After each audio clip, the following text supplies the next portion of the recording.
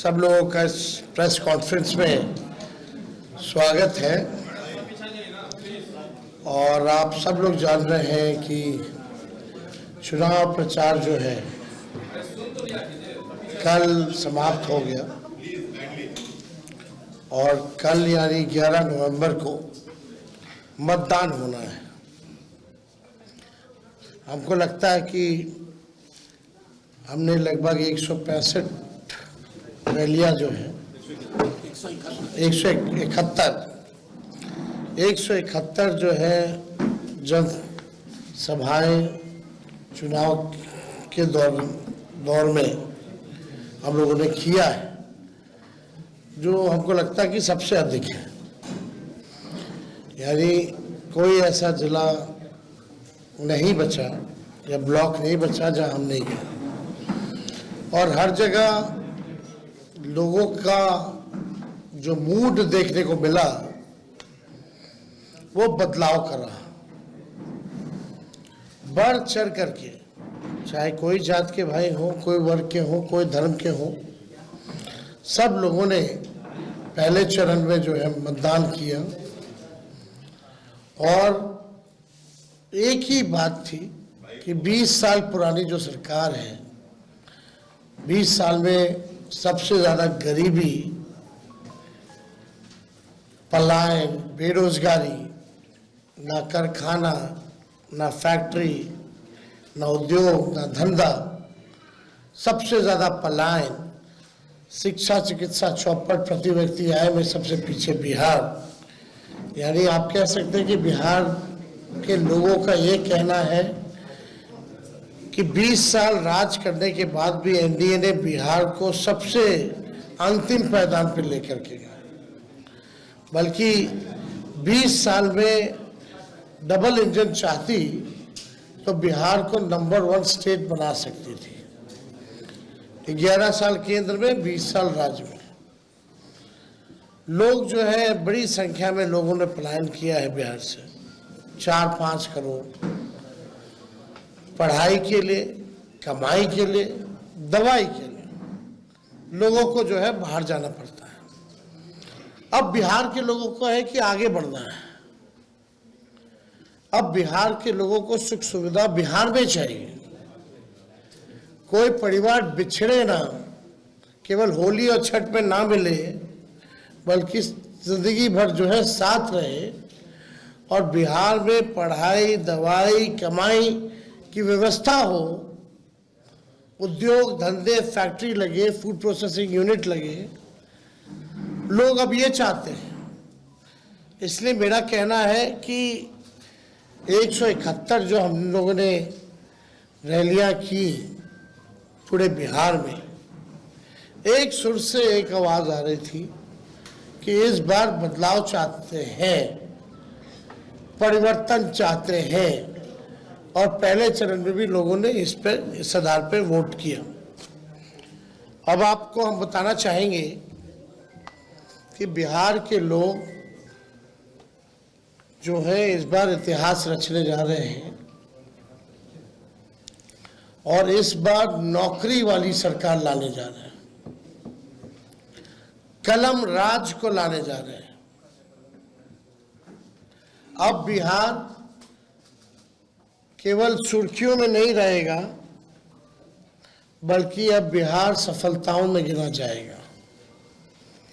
बिहार जो है सबसे विकसित राज्य जो है वो बनेगा। 20 सालों में केवल सुर्खियों में रहता है, सफलताओं में कहीं आप देख लीजिए, इवन सदन में भी भाजपाओं के नेताओं से, एनडीए के नेताओं से, मुख्यमंत्री जी से, दो बेकार के जो उप मुख्यमंत्री हैं उनसे हमने पूछा कि एक काम बता दो जिसमें बिहार पूरे देश में नंबर 1 हो। किसी के पास जवाब नहीं।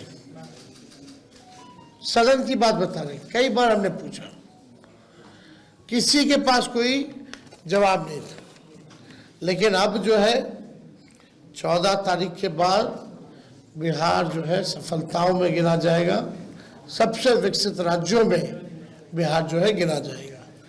जहाँ फूड प्रोसेसिंग यूनिट्स लगेंगे, जहां एग्रो बेस्ड इंडस्ट्री लगेगी, जहां पढ़ाई, दवाई, कमाई, सिंचाई की अच्छी व्यवस्था होगी, जहां आईटी हब होगा, एजुकेशनल सिटीज होंगे, सुपर स्पेशलिटीज हॉस्पिटल बनेंगे और किसी बिहारी भाई को दूसरे राज्य ना जाना पड़े, ऐसा बिहार जो है हम लोग बनाएंगे। अब चुनाव आयोग से कई हमारी सवाल हैं जो हम पूछना चाहते हैं। हालांकि आप लोगों ने तो सराय रंजन या समस्तीपुर का देखा ही होगा कि पर्चियां जो है किस हिसाब से वीवीपैट का फेंका हुआ था।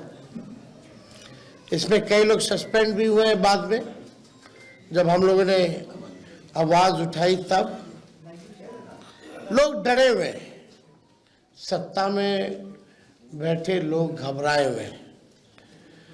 कल हमने एक वीडियो भी जारी किया था, आप लोगों ने देखा होगा कि भाई केंद्र मंत्री, गृह मंत्री को कोई काम नहीं है।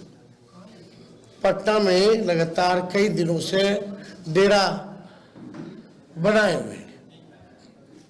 कई बड़े बड़े अधिकारियों को बुलाया गया है, निर्देश दिए गए हैं, अपने रेंज का देखना है उनको,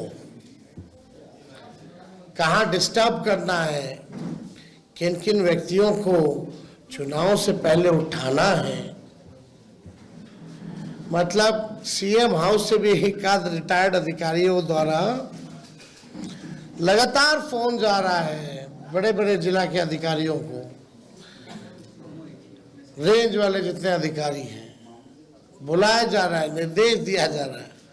तो ये बौखलाहट बताती है कि ये लोग जाने वाले हैं। हम लोगों की पैनी नजर है, जनता एक पांव पे खड़ी है। हम तो चाहेंगे कि जितने अधिकारी, सूचना हमको उन्हीं अधिकारियों से मिली है जिनको ये निर्देश दिए गए।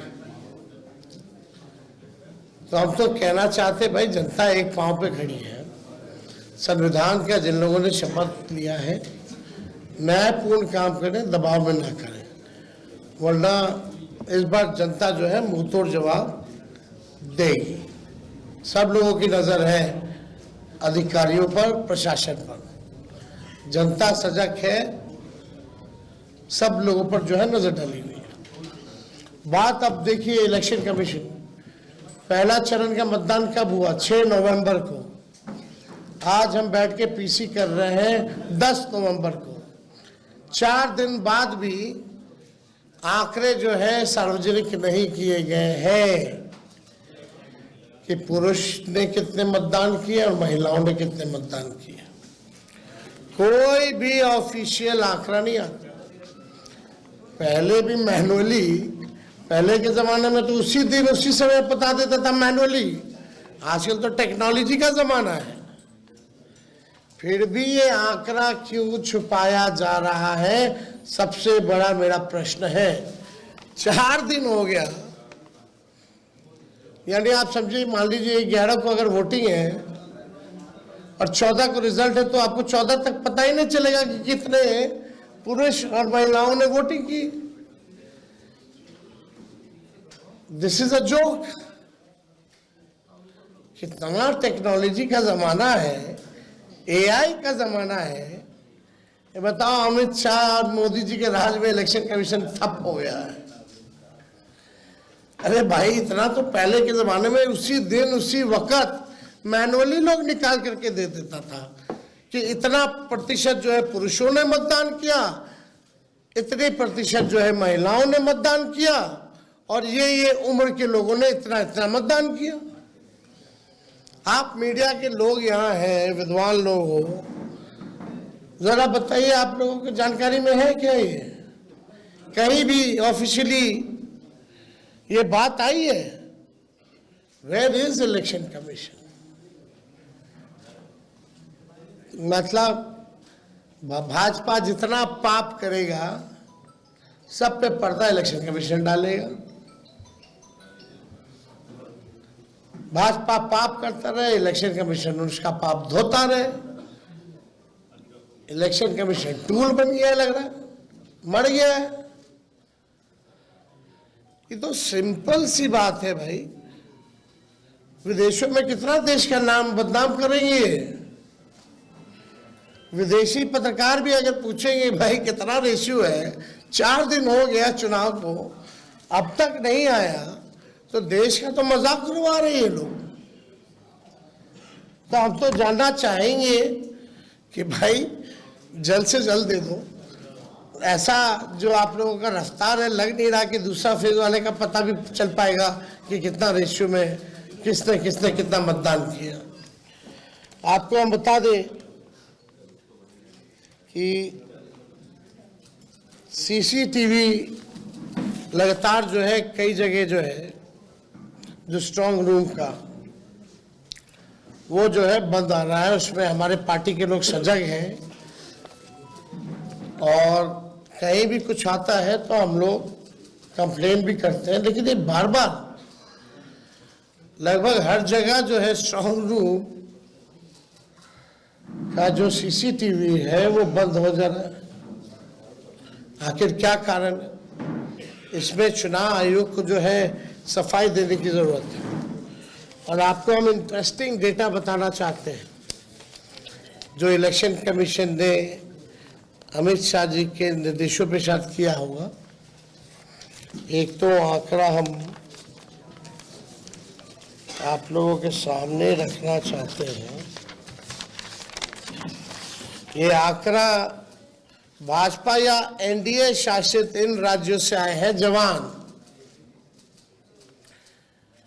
उत्तर प्रदेश से 40 कंपनियां, गुजरात से 27 कंपनियां, मध्य प्रदेश से 23 कंपनियां, असम से 15 कंपनियां, महाराष्ट्र से 25 कंपनियां, छत्तीसगढ़ से 15 कंपनियां, राजस्थान से 10 कंपनियां, मिजोरम और हरियाणा से 8-8 कंपनियां, नागालैंड से 15 कंपनियां, मेघालय से 7 कंपनियां, गोवा से 6 कंपनियां, त्रिपुरा से 5 कंपनियां और उत्तराखंड से 4 कंपनियां, यानी कुल 208 कंपनियां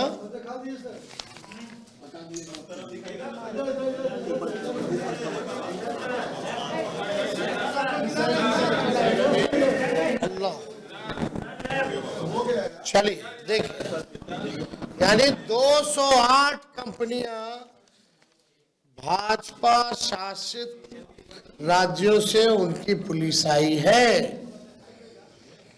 पहले बिहार विधानसभा चुनाव 2025 में सुरक्षा और निगरानी की व्यवस्था के लिए ये गंभीर सवाल जो है खड़ा हुआ है।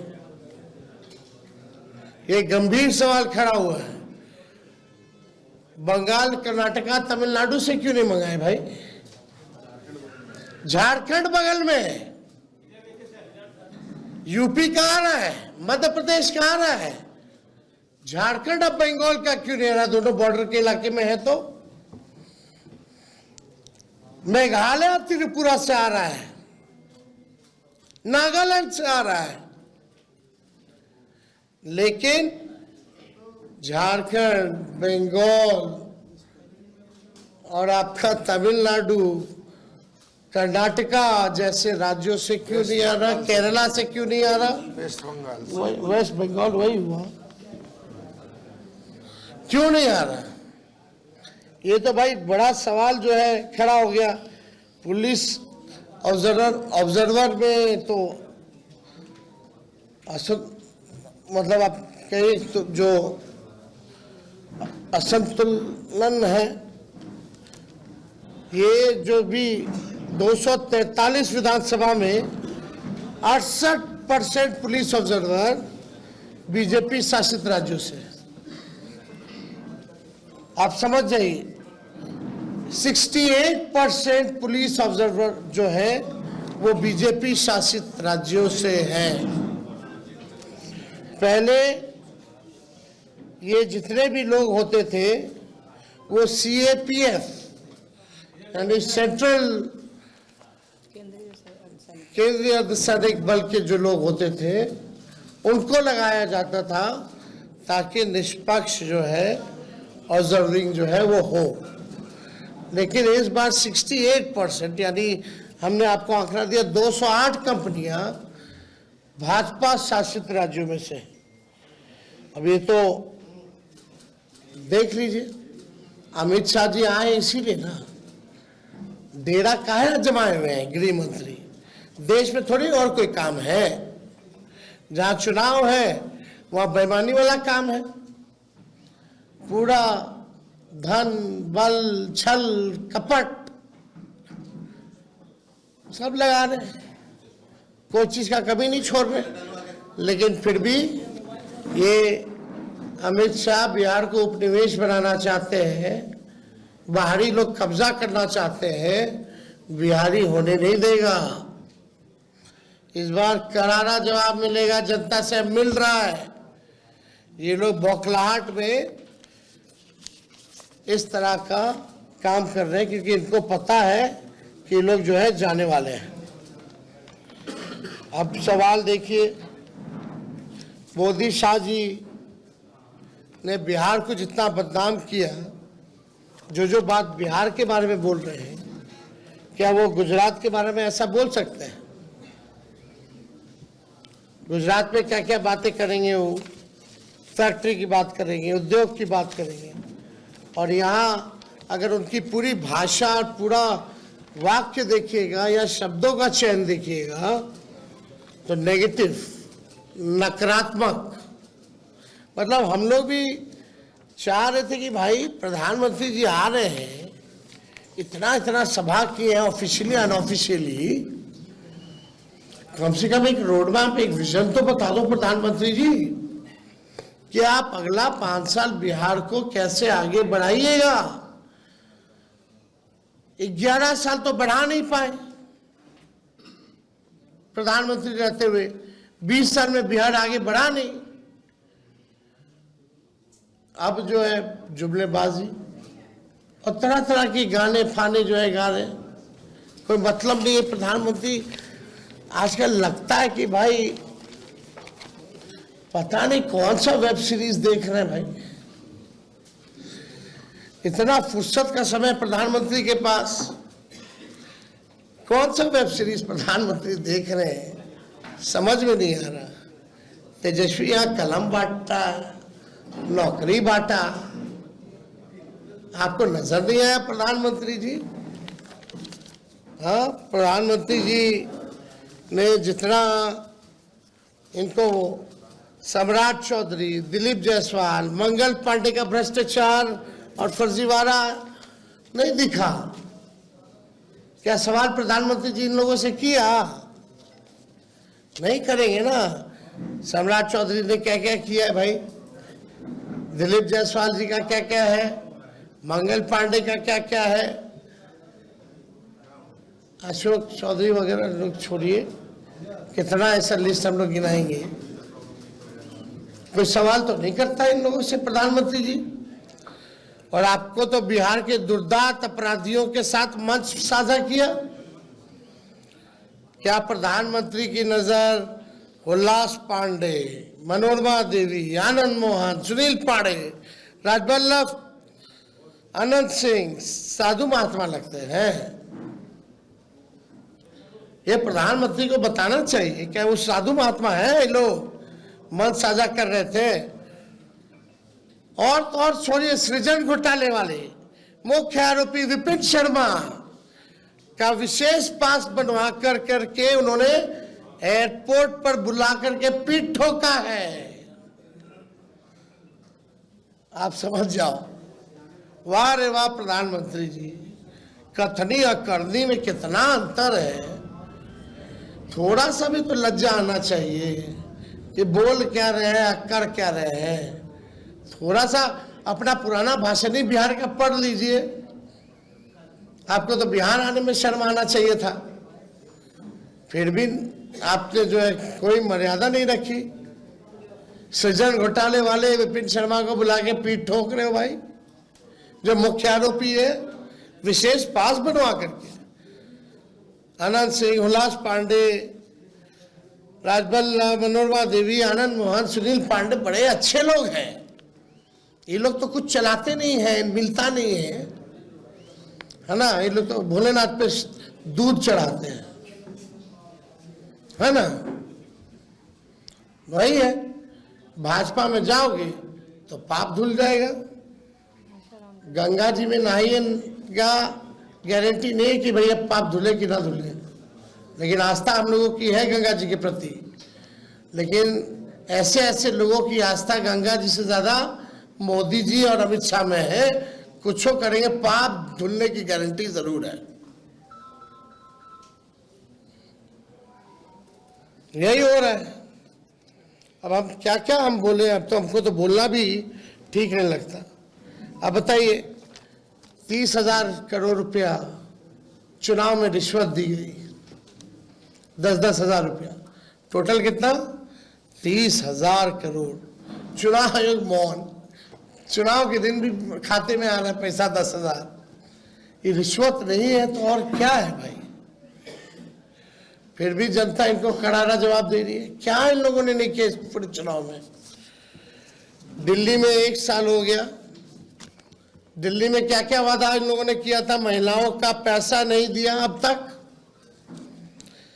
अमित शाह ने कहा कि भाई यूपी चुनाव में उन्होंने कहा था कि भाई दिवाली और होली पर सिलेंडर जो है मुफ्त में दिया जाएगा। जरा जाके यूपी वालों से पूछो बगल में कि सिलेंडर मुफ्त में मिला कि नहीं मिला। और इन लोगों ने रिश्वत जो दी है तो कर्जा है, वो तो ये लोग इंटरेस्ट के साथ लेंगे। लेकिन तेजस्वी जो माई बहन मान योजना के तहत देगा, 14 जनवरी का तारीख आप लोग याद रखिए। सरकार तो हम ही लोग बना रहे हैं।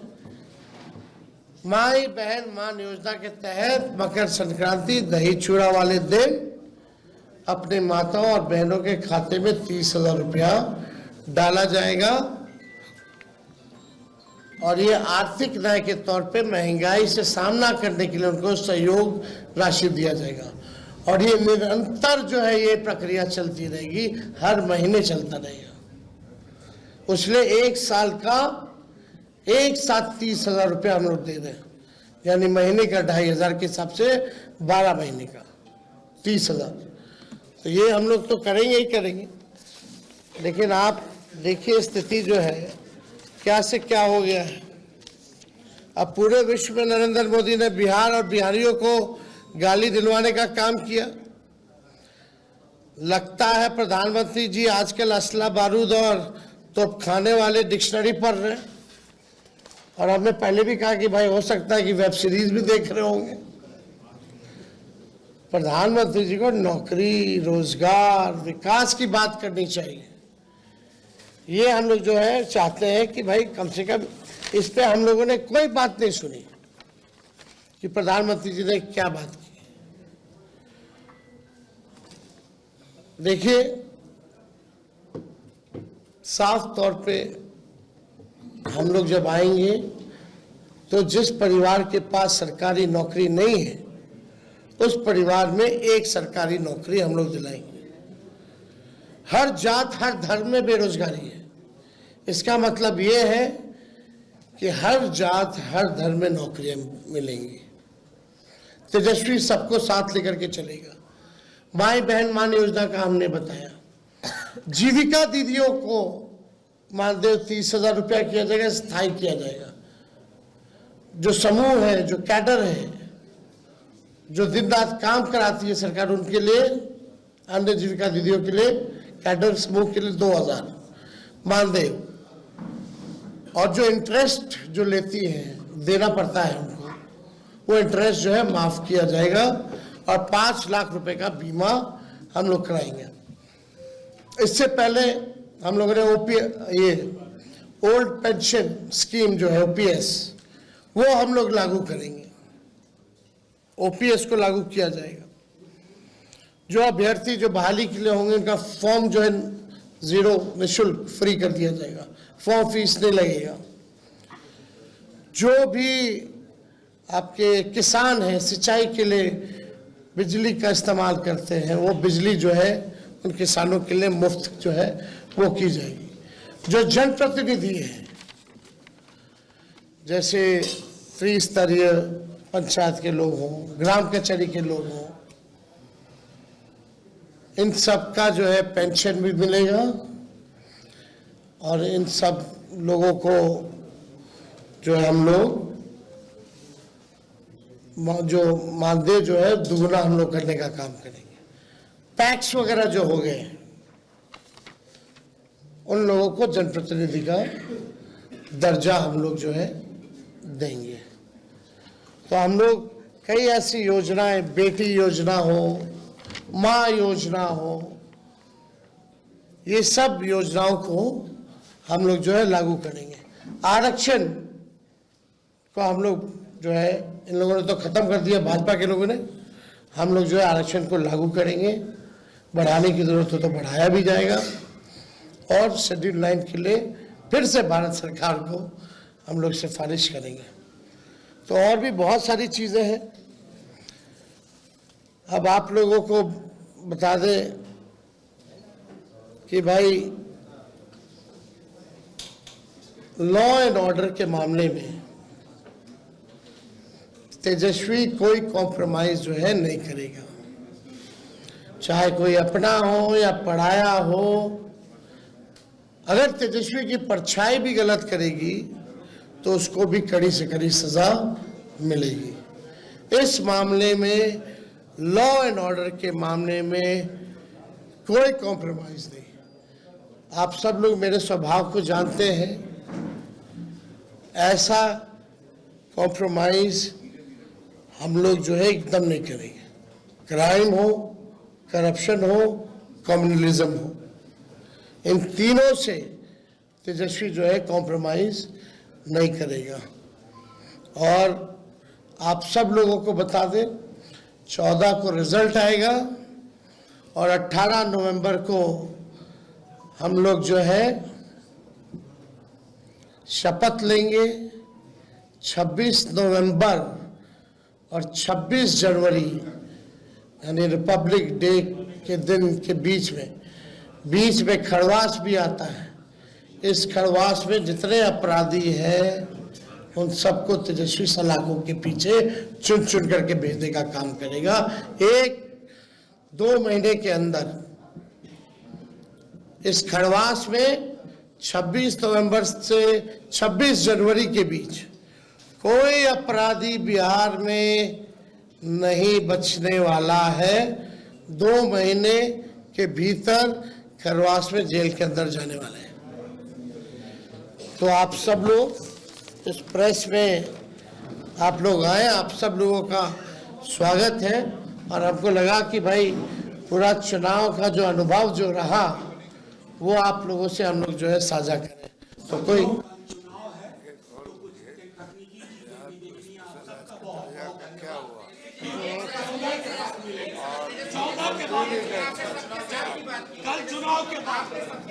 कल के चुनाव के बाद जो है वो ये कह रहे हैं कि आतंकियों के धर्म का मुद्दा उठा लिया।